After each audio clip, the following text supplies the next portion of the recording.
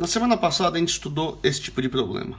Um corpo antes, durante, depois da interação. Durante a interação, a gente trabalhava aqui com a resultante em valor médio. Problema análogo a esse era esse daqui. Corpo antes, durante, depois da interação. Durante a interação, trabalhávamos aqui com a resultante em valor médio. Quando não variava a direção de V, eu analisava esse problema de maneira escalar, dava tratamento escalar, e a primeira coisa é orientar a trajetória. Variou a direção de V, o tratamento é vetorial. Tá? Como é que eu fazia para relacionar o antes, durante e o depois da interação? Com o teorema do impulso. O impulso da resultante é a variação da quantidade de movimento. O impulso da resultante é a resultante em valor médio, vezes o intervalo de tempo que dura a interação.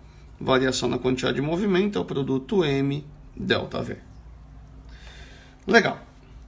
Hoje a gente vai analisar um problema um pouquinho diferente. Nós vamos analisar esse problema aqui. Olha só. Nós não vamos analisar mais um corpo só, nós vamos analisar agora um sistema de corpos, 2 corpos ou mais. Corpo A, velocidade VA, corpo B, velocidade VB. Daí esses 2 corpos interagem, depois volta aqui, corpo A, velocidade VA', corpo B, velocidade VB'. Problema análogo a esse daqui é esse daqui, corpo A, velocidade VA, corpo B, velocidade VB, depois da interação, VA', VB'. Tá? Bom, gente, então vamos lá. Qual é a diferença do problema da semana passada para o problema da aula de hoje?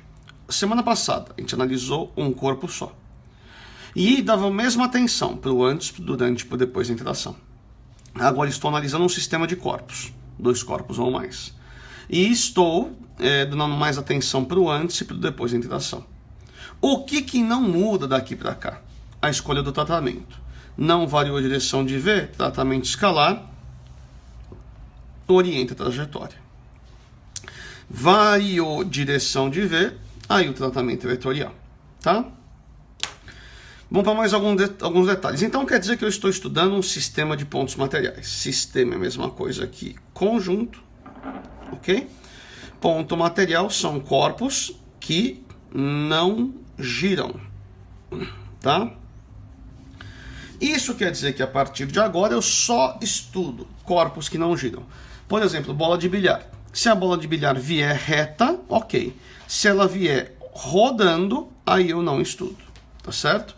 Então, bola girando a gente não estuda. Corpo girando a gente não estuda. Quais são os corpos que podem fazer parte do sistema? A rigor, qualquer um. Tá? Agora, existe uma maneira para a gente escolher esses corpos de maneira mais conveniente para a gente estudar. Tá? Então, vamos lá. Primeiro critério. Sempre a gente vai escolher corpos que se interagem, tá? Por exemplo, mas quando a bola branca bate na preta, a branca interage com a preta, o movimento de um depende do movimento do outro. Assim, eu vou estudar a branca e a preta porque elas estão interagindo. Imagine que no jogo de bilhar a bola branca bota na preta, certo? Eu não vou escolher para fazer parte do meu sistema um avião que está voando lá no céu. Por quê? Porque o movimento do avião não tem nada a ver com o movimento da bola branca e da preta. Tá? Então eu sempre escolho corpos que se interagem, ou seja, que o movimento de um depende do movimento do outro. 2. Sempre escolher corpos de massa não muito diferente. Se a gente escolhe corpos de massa muito diferente, do tipo uma formiguinha, um elefante, uma pessoa e o planeta Terra, quer dizer, se eu pego massas muito diferentes, o que é massa muito diferente? De ordens de grandeza diferentes, de várias ordens de grandeza diferentes, você vai acabar caindo num problema de limite, tá? Que é uma operação matemática que a gente não tem interesse em estudar no ensino médio. E a última coisa. Toda vez que tiver um elemento transmissor de força, fio ideal, poli ideal, mole ideal, ele vai fazer parte do sistema. Tá certo? Então, vamos pegar como exemplo esse caso bonitão aqui. Ó. O menino sobre o skate é o corpo A. A menina sobre o skate é o corpo B. Tá legal? Então vamos lá ver.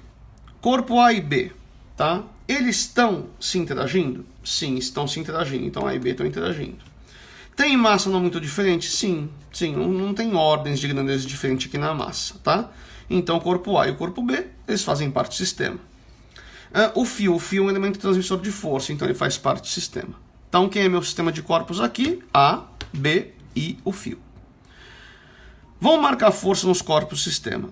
Aqui eu tenho o peso que a Terra aplica no corpo A.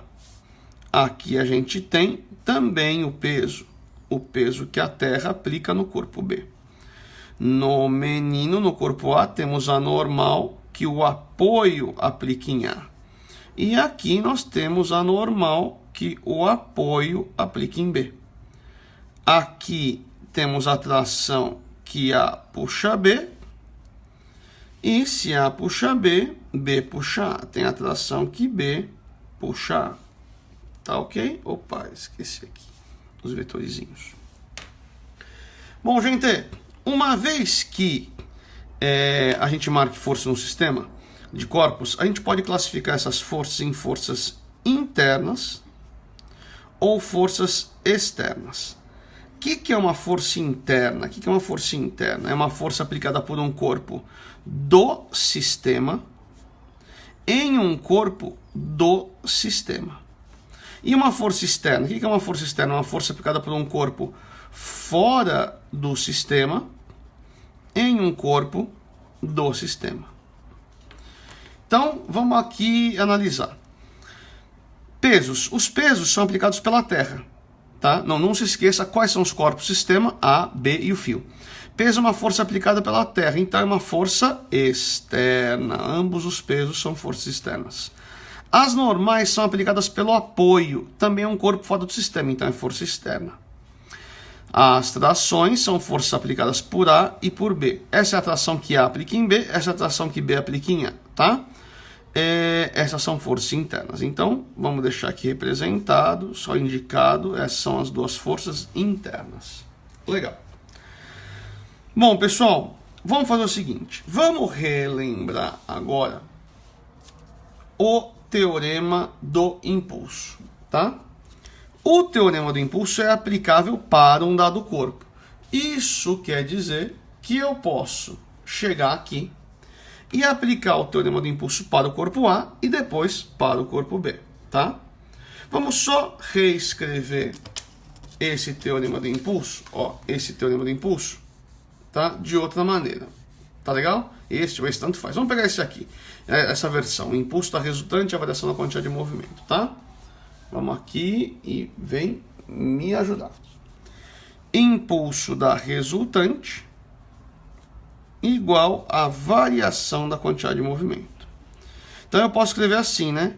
A resultante em valor médio vezes ΔT é a quantidade de movimento depois da interação menos a quantidade de movimento antes da interação. Vamos aplicar o teorema do impulso assim para os corpos A e depois para o corpo B. Vai. Para o corpo A. Quem é a resultante em A? A soma vetorial dessas três forças. É a soma vetorial da normal aplicada em A, mais o peso aplicado em A, mais a tração que B aplica em A.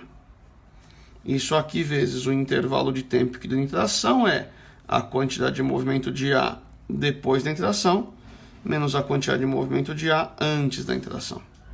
Vamos para o corpo B.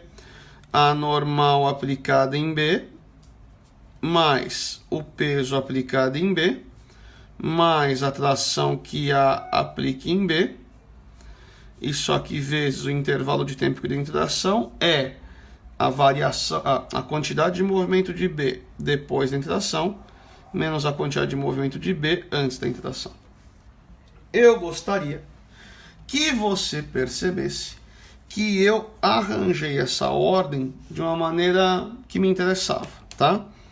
Aqui eu agrupei as forças externas e aqui eu agrupei as forças internas, tá? Internas. Então aqui as forças externas, aqui as forças internas.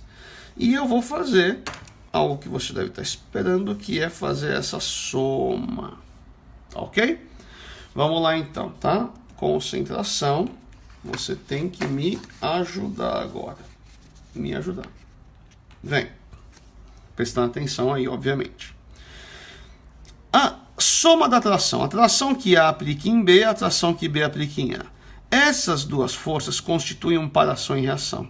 Logo, elas sempre vão ter mesma intensidade, mesma direção, sentidos opostos. Portanto, a soma vetorial delas é 0. Tá?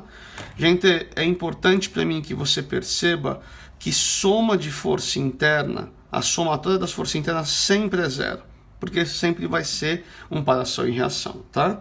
Então, aqui sempre é 0, porque é ação e reação. Tá?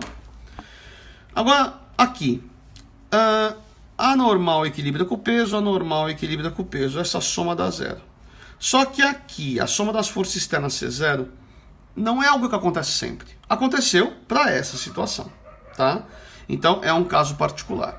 É um caso particular, mas é muito importante. Toda vez que a somatória das forças externas for 0, toda vez que isso acontecer, eu vou chamar o meu sistema de corpos de sistema isolado. Tá? Agora vamos ver a consequência do sistema ser isolado. Vamos somar aqui. Isso aqui vai dar quantidade de movimento de A depois da interação, mais quantidade de movimento de B depois da interação, menos quantidade de movimento de A antes da interação, mais quantidade de movimento de B antes da interação. Isso daqui é o que eu chamo quantidade de movimento do sistema de corpos. Então, aqui é a quantidade de movimento do sistema de corpos depois da interação, menos a quantidade de movimento do sistema de corpos antes da interação. Agora, atenção. Isso aqui do outro lado é 0. Se é 0, eu posso passar isso aqui para lá e vai ficar, que é a quantidade de movimento do sistema antes da interação é igual à quantidade de movimento do sistema depois da interação. Algo que é muito importante para mim, isso aqui, essa característica final sempre é válida? Não, nem sempre. Isso só é válido se o outro lado for 0. Esta parcela do outro lado sempre é 0. Quando que o total é 0? Quando isso aqui for 0, ou seja, quando a soma das forças externas for 0. Quando a soma das forças externas for 0, o sistema é chamado de isolado, e eu posso falar que a quantidade de movimento do sistema antes da interação igual a quantidade de movimento do sistema depois da interação. Tá ok? Para reforçar, concluímos então que o sistema isolado não é um caso geral. O sistema isolado é um caso particular. E quando que o sistema é isolado? Quando a soma das forças externas for 0. Tá? A ideia agora é a gente fazer diversas atividades e analisar aula a aula quais são os casos tradicionais de sistema isolado. Tá legal? Peço para você fazer o questionário. Um abraço, pessoal.